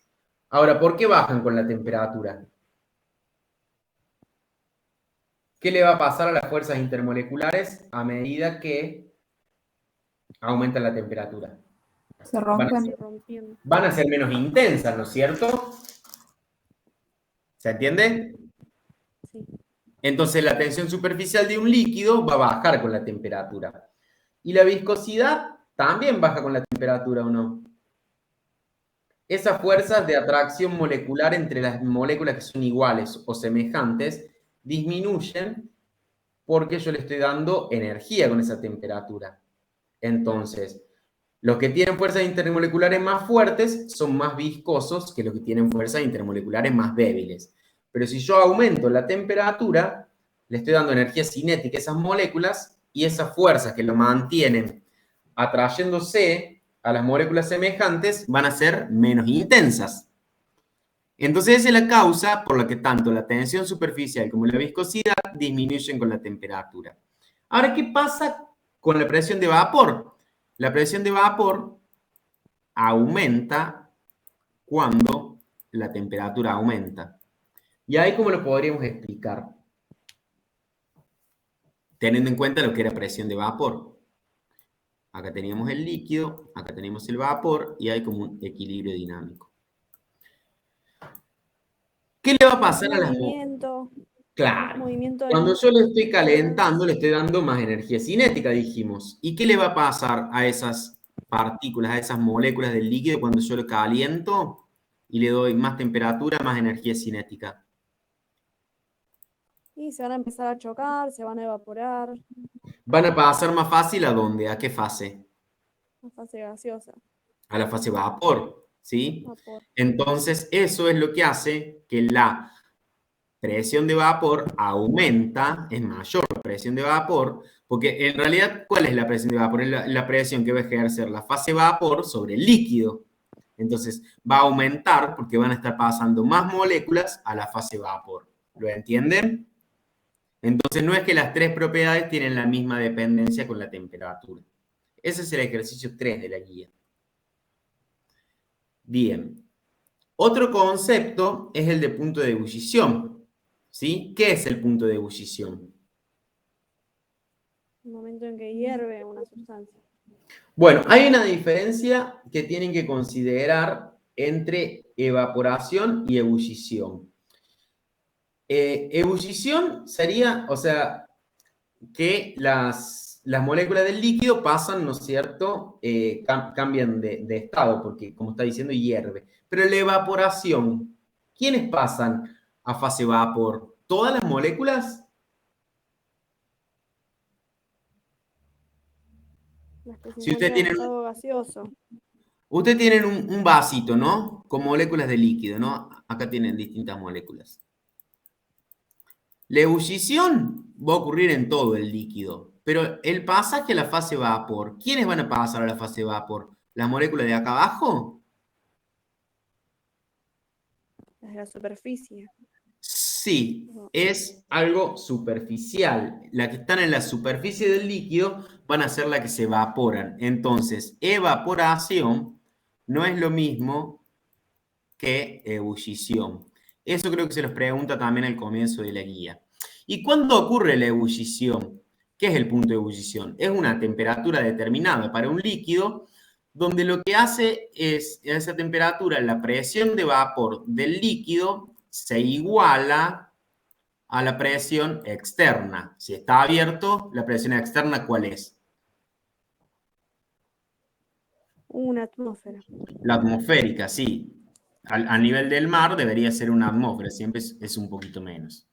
Entonces, si hablamos después de punto de ebullición normal, fíjense que acá le metimos otra palabra, de un líquido, es la cual hierve cuando la presión externa es de una atmósfera. Si la presión externa no es una atmósfera, no es el punto de ebullición normal, simplemente es el punto de ebullición. Ahora, si yo digo que el punto de ebullición es normal, significa que la presión externa, a la cual se iguala la presión de vapor del líquido, es de una atmósfera. Son detalles, pero que hay que tenerlos en cuenta y saberlos distinguir. Y de vuelta, recuerden que ebullición no es lo mismo que evaporación, porque la ebullición ocurre en todo el seno del líquido, mientras que la evaporación solo en la superficie del líquido, cuando está el cambio de fase entre el líquido y el vapor. Ejercicio relacionado con esto, el 1, el 2, el 7, el 8, ahora vamos a ver algunos con Cami, así que es la hora de hacer ejercicios y le voy a dar el paso a Cami, yo me voy a quedar en el chat y vamos a hacer algunos ejercicios. Fíjense que ya hemos planteado, hemos hecho el 3, hemos planteado algo del 4, que son definiciones, el 5 lo hicimos, y el 1 y el 2 más o menos lo charlamos. Así que han avanzado con el comienzo de la guía, y ahora Cami le va a explicar, no me acuerdo cuál es, pero creo que entre el 6 y el 8, ¿no, Cami? Sí, el 6 y el 8. Bien. Así que no se pueden quejar de que no les estamos dando una mano.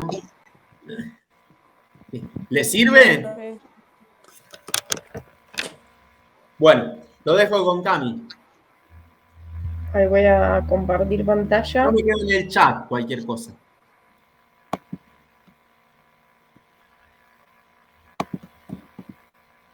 ¿Sería donde dice alternar pantalla compartida? ¿Cómo? Compartir pantalla es el tercer icono. Sí, ahí. No, dice alternar, sí, no entendía la... ¿Por qué era alternar?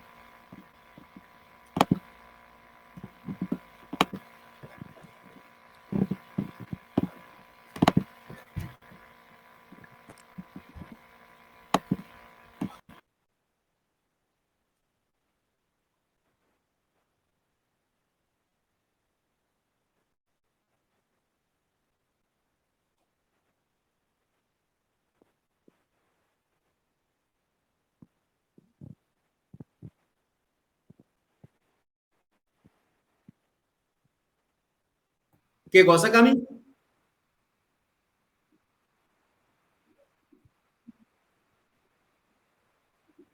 Ah, bien.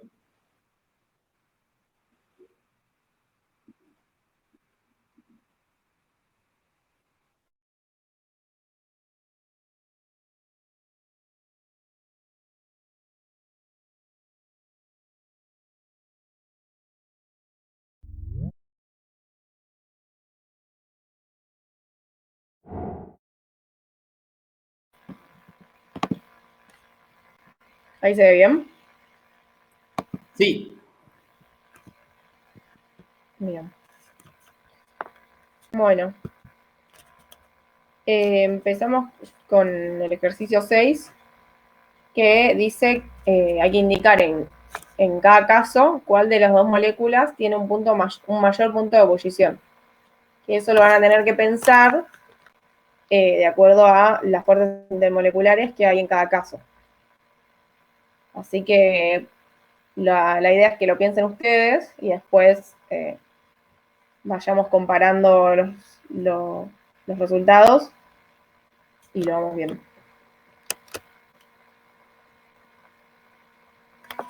Piénsenlo en el momento, no pasa nada si se equivocan.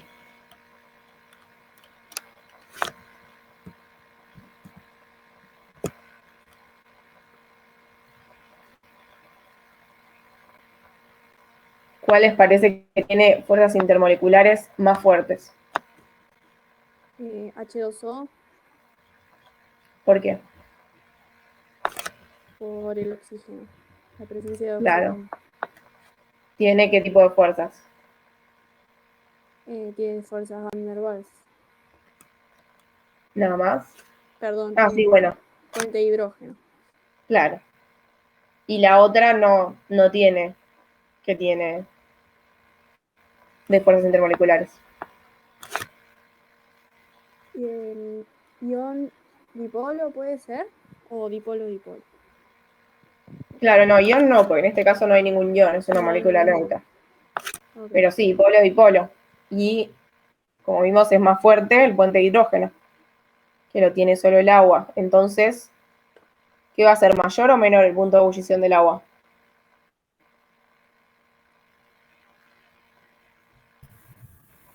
Mayor para poder romperlo, ¿o no? Claro, como los enlaces las fuerzas intermoleculares son más fuertes, va a haber que aplicar más energía para separarlas. Entonces el punto de ebullición va a ser mayor, va a necesitar más temperatura. Entonces, bueno, acá está el resultado, están los nombres, porque también al final del ejercicio dice que los nombren. Así que bueno, el agua tiene un punto de ebullición mayor porque tiene puentes de hidrógeno que son más fuertes. Bueno, siguiente ejemplo. Entre el amoníaco y el fosfato. ¿Cuál les parece que tiene fuerzas intermoleculares más fuertes? Yo creo que por la misma razón el amoníaco, porque tiene presencia de nitrógeno, Claro, va a formar puentes de hidrógeno. claro, tiene puentes de hidrógeno. Entonces, ¿cuál va a tener mayor punto de ebullición? El amoníaco. Muy bien.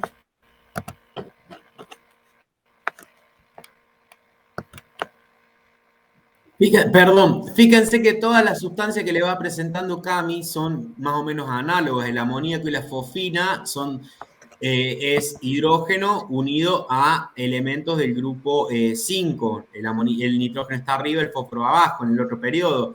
Antes era el agua con el agua con el sulfuro de hidrógeno, ¿sí? Entonces vayan viendo esas analogías porque les estamos Ahí dice preguntando. ácido sulfúrico, acá no es ácido Ah, es sulfúrico. verdad, dice ácido sulfúrico, no, y es sulfuro de hidrógeno, No, es verdad. no sé por qué puse ácido sulfúrico. Sí, Bueno, no pasa nada. sulfídrico. No, pero bueno. Y ahí tenemos la Eh, fosfina y el amoníaco. Bien. bien. Bueno, en este caso, ¿qué les parece? ¿Cuáles son las interacciones? London, dipolo-dipolo. ¿Cuál? A ver, ¿Eh? ¿El de la izquierda qué es? Claro, es una sal, son dos iones. La interacción en el bromuro de potasio, es la de la izquierda, es iónica, son ion-ion la interacción, porque son iones. Es una sal. Y en el caso del bromuro de metilo, o bromometano, que es el de la derecha, ¿qué les parece?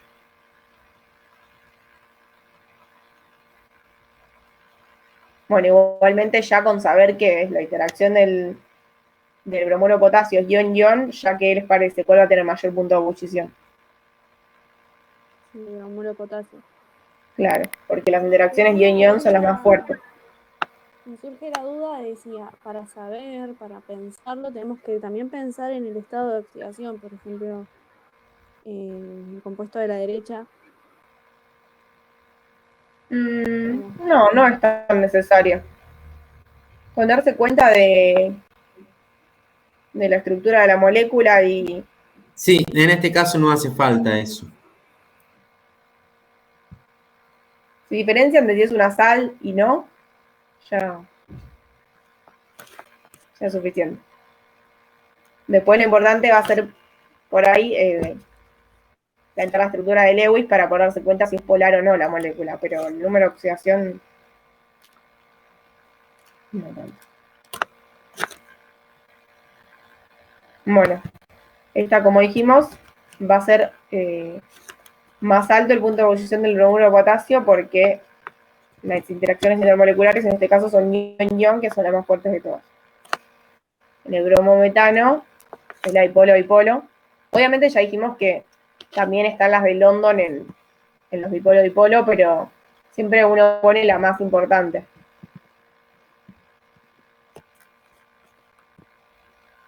Por ejemplo, con los puentes de hidrógeno ponemos puente de hidrógeno, no se suele poner...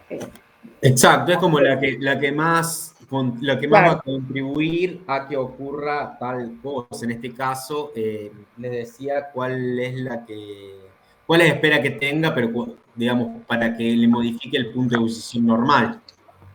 Claro. Si la de London están en todas, no van a hacer la diferencia. Es como dice Cami. Claro, cuando solo hay fuerzas de London, sí se pone fuerza de London, pero si no, se suele poner la más importante, la más fuerte. Bueno, ahora pasamos al B, que dice mayor punto de fusión en vez de ebullición. ¿Qué les parece? ¿Que va a ser mayor en las sustancias que tengan menores o mayores fuerzas intermoleculares?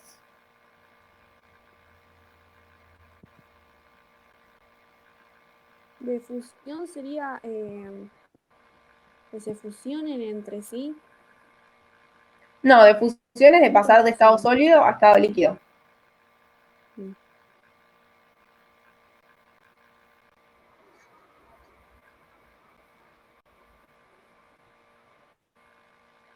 Claro, o sea, pasa lo mismo que con el punto de ebullición.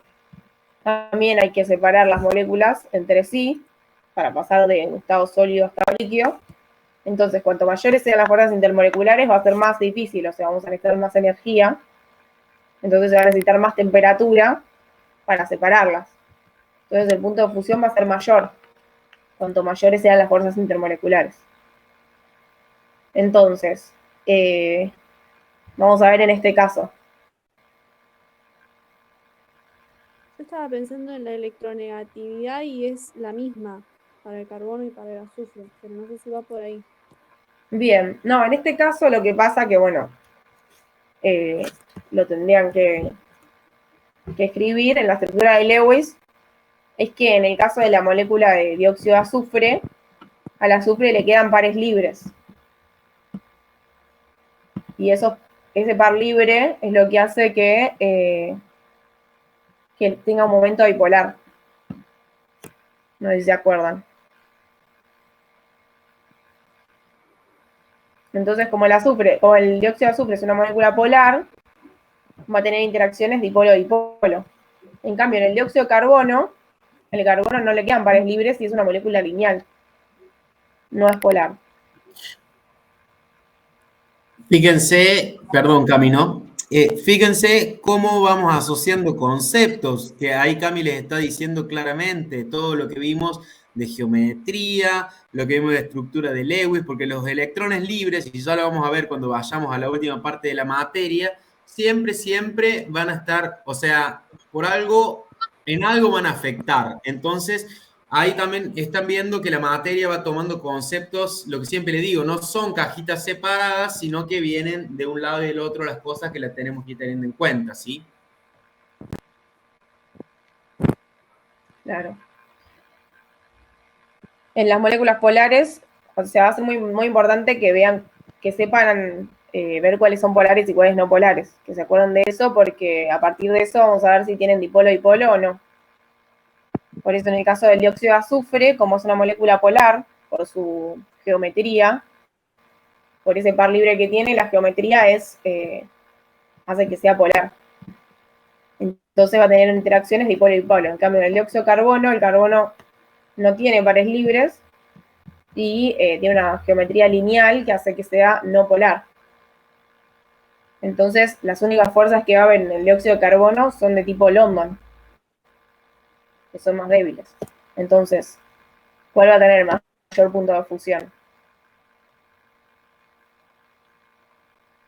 Pero también al haber oxígeno, ¿hay puente de hidrógeno? ¿O solo si hay hidrógeno y oxígeno? Y sí, son puentes de hidrógeno. Tenés que tener hidrógeno. Bien. Si no hay hidrógeno, no hay puentes de hidrógeno. Creo que va a tener mayor punto de fusión la molécula con azufre. No sé el nombre. Bien. Claro, como es polar y Con el tiene momento polar. Claro, como es polar y tiene fuerzas dipolo-dipolo, va a tener mayor punto de fusión, porque sus fuerzas intermoleculares son más grandes, más fuertes. Ay, lo puse mal el círculo. Va acá. A ver si lo puedo cambiar. Claro, iría en el otro, exacto.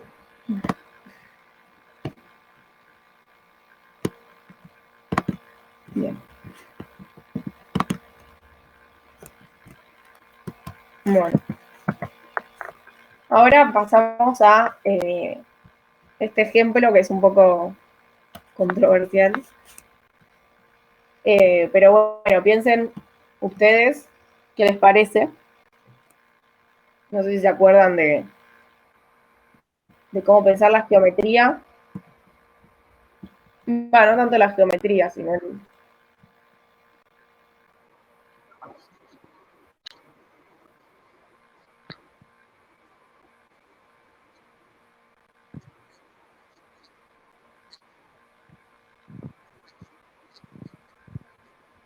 claro, bueno, eso está muy bien porque ahí te estás dando cuenta que esta es polar, el triclorometano es polar y el tetraclorometano no es polar.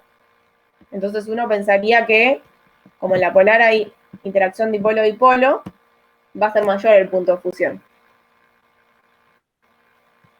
que en la otra, que es no polar. Entonces solo va a tener fuerza de tipo London. Que yo cuando lo resolví también lo resolví así.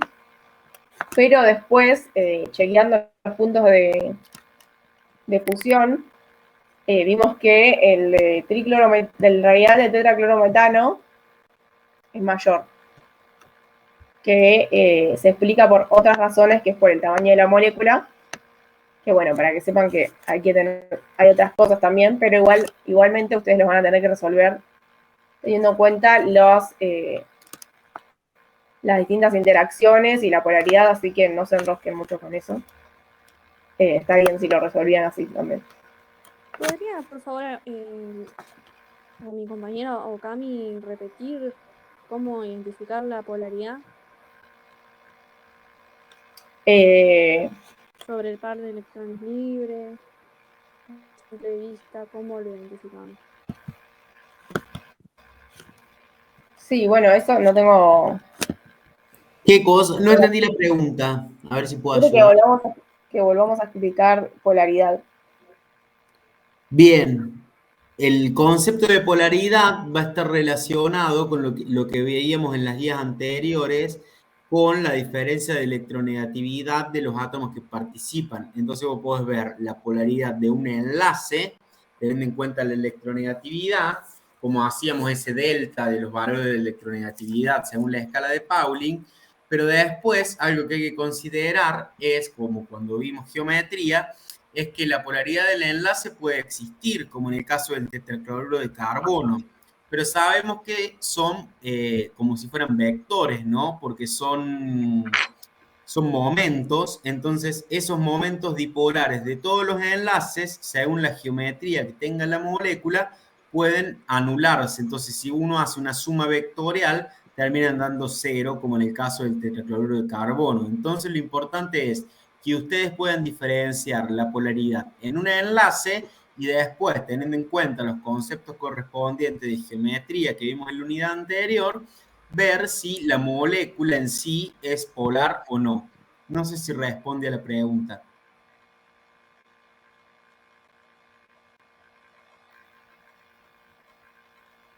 ¿Quién había preguntado?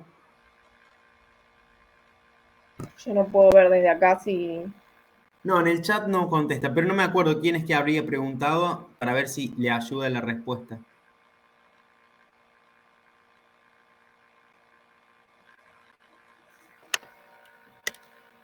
Hola. Bueno, escriban en el chat y si no cualquier cosa nos consultan. La dejo acá.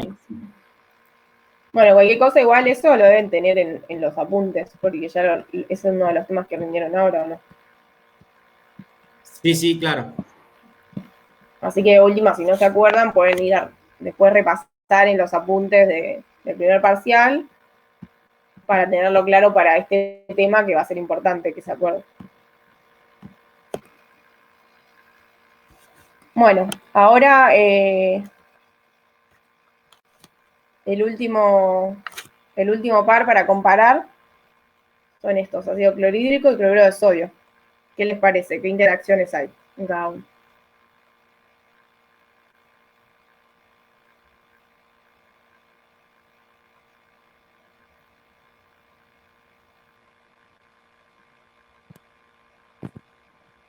Bueno, en el cloruro de sodio habíamos que es ion-ion. Bien, sí.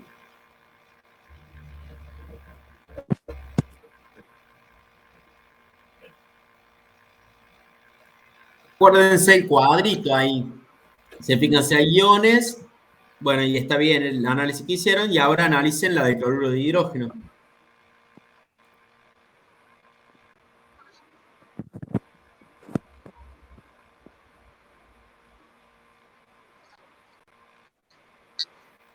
Sí, es polar.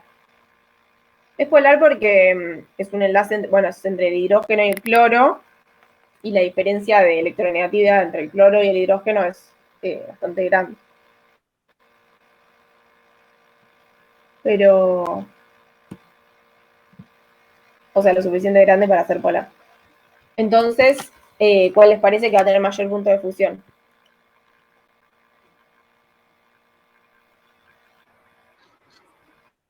Bien.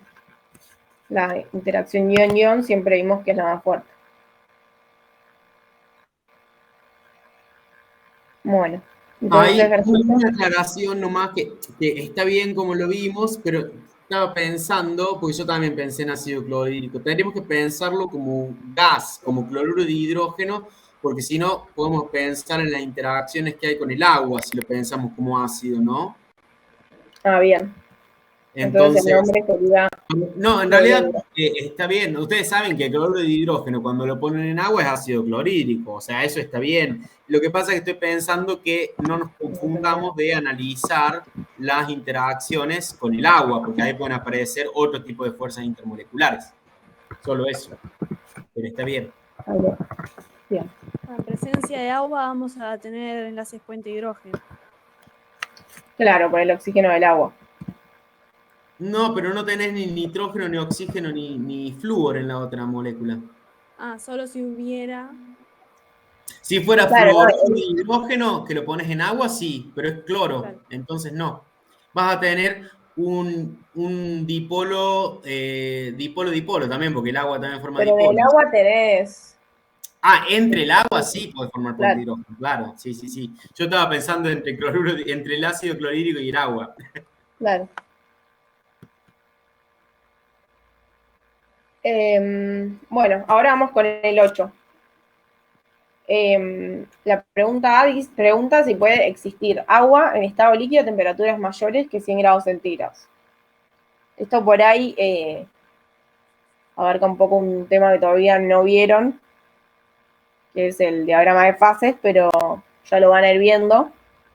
Igualmente lo pueden pensar con la definición que vimos recién de punto de ebullición, que dijo recién Silvestre, que es la temperatura en la cual la presión de vapor es igual a la presión atmosférica. Entonces, ¿qué piensan ustedes? ¿Que puede existir agua en estado líquido a temperaturas mayores que 100 grados? Yo creo que no puede subir más de 100 grados el agua.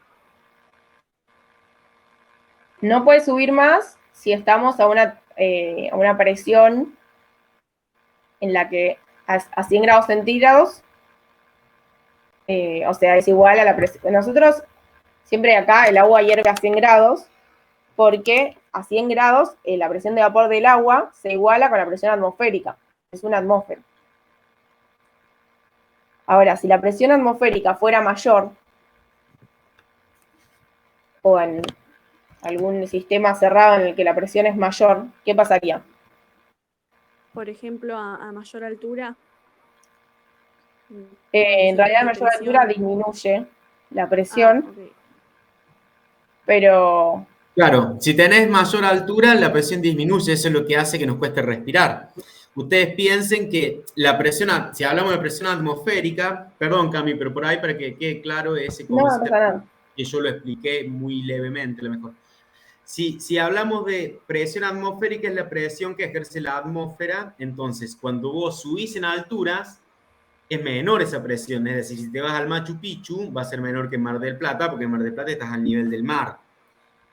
Entonces, eso, más allá de que no tenga que ver estrictamente con este ejercicio, les tiene que quedar claro que la presión disminuye con la altura. Dale nomás, sigan. Bien, ahora supongamos que estamos en un lugar más bajo todavía, o en vez de un lugar más bajo, en un sistema cerrado en el que se ejerce una presión más alta. Supuesto, sí. Me parece que se evapora a más de 100 grados. Puede existir agua en estado El líquido. punto de ebullición, claro, va a ser más que 100 grados. No la evaporación, porque la evaporación es otro fenómeno. Pero la ebullición sí va a ser a una temperatura mayor, entonces vamos a poder tener agua a una temperatura. Acá les muestro el diagrama de fases, que acá hay muchas cosas que no nos interesan a nosotros. Después ya lo van a ver más simple, pero yo puse este porque acá se ve que a presiones mayores, por ejemplo, si vemos en 10 bar, que bar es parecido a atmósfera, o sea, 10 atmósferas, el agua líquida, que es acá donde está verde, llega a una temperatura de 200 grados, 100 y pico de grados. Entonces, si la presión fuera más alta, el agua llegaría a temperaturas mucho mayores. ¿Se entiende? Sí, la respuesta es que sí, puede existir agua en estado líquido. Claro, puede existir. 100 grados. En caso de que la presión aumenta. Bien, en caso de que la presión del ambiente sea mayor. Bueno, ahora viene el B que dice, ¿cuál es la presión atmosférica en la cima de una montaña en donde el agua hierve a 95 grados? Ah, no vale porque yo ya se la spoileé a esa. Ah, ya, claro. Bueno, fue sin querer. Lo vemos igual, la respuesta. Para que igual genera, a mí todavía me genera una confusión. Cuando Igual lo vemos directamente resuelto porque todavía no vieron cuando van a tener que, si no, buscar la tabla y todo. Bueno, esto es por tablas, como dijo Silvestre, que a 95 grados la presión de vapor es de 633,9. Entonces, como dijimos, la temperatura de ebullición era aquella en la que la presión de vapor va a igualar a la presión atmosférica. Entonces, para que el agua hierva a 95 grados, la presión atmosférica en esa altura tiene que ser igual a la presión de vapor del agua a 95 grados, que es 633, como dice acá, 9 o 634, más fácil, que es lo mismo que 0,83 atmósferas. ¿Me entiende? Y sí, se entiende, solo me queda la duda si esto de la tabla es como que siempre hay que esta información está en la tabla o la tenemos que Y calcular. fíjense que le pusimos una tabla al final de la guía de seminarios, o sea, no es estrictamente la misma que está ahí, pero tienen una tabla que les puede servir con presión de vapor de agua a diferentes temperaturas. Ay, no la había visto esa tabla. Sí, en la que tiene, no, igual creo que la tuya está como más detallada, la que tenemos acá, por Claro. ejemplo, no les muestra, le pasa directamente de 0 a 10 a 20 y después les muestra punto por punto de 20 a 30, la tuya está como mucho más detallada. Claro. Pero es la misma, o sea, en cualquier libro va a venir, pueden cambiar las unidades, pero ustedes ya saben pasar de una unidad a la otra. Bien. Bueno, y ahora vamos con el C, que dice, si por cada 305 metros de altura la presión disminuye en 25 torr, ¿cuál es la altura de la montaña? Que esto, bueno, es matemática, va a ser una regla de 3, porque dijimos que, bueno, a 0 metros la presión es una atmósfera, que es lo mismo que 760 torr. Y la presión en la montaña dijimos que era 634 torr. Entonces la diferencia entre altura 0 y la altura y la presión de la montaña es 760 menos 634, que es 126 torr. Y hacemos la regla de 3 con la consigna que nos dijo que cada 25 son 305 metros. Entonces 126 torr, ¿de qué altura estamos hablando? Y la hacemos con la regla de 3 y a 1537 metros. Perfecto. Bueno, al final lo de la montaña apareció bastante, ¿vieron? Esta mañana también apareció lo de la Y montaña. es que es la forma por ahí más visual, ¿no? De explicarlo. Después, en realidad, en el laboratorio no tenemos montañas, sino que modificamos la presión de una u otra manera, pero están buenos estos ejercicios para entrar en contexto. Claro, es como la única forma en la que la presión atmosférica varía en la vida cotidiana. Exacto, sí, sí. Y lo bueno de esto es de que con esto que les explicó Cami, más lo que vimos antes, ya tienen un paneo bastante importante de los ejercicios del 1 al 8, ya hemos resuelto varios, han resuelto, y hemos planteado otras cosas. Eso, sumado a que vimos lo de fuerzas que van a ir un poco más conociendo o tocando el concepto para la clase de Sandra del miércoles. Y la idea es que trabajen estos ejercicios o si pueden avanzar un poquito más en la semana o ir a los otros seminarios. Yo ahora le voy a comentar a los otros profes qué es lo que vimos. Y luego, el viernes, ya en el seminario, los que puedan venir el viernes a la mañana, vamos a estar con Priscila. Vamos a encarar la última parte que tiene que ver todo lo de los diagramas de fases, que Cami les dijo, ahora nos centramos en esto, que nos interesa, bueno, lo vamos a analizar más en detalle y ver qué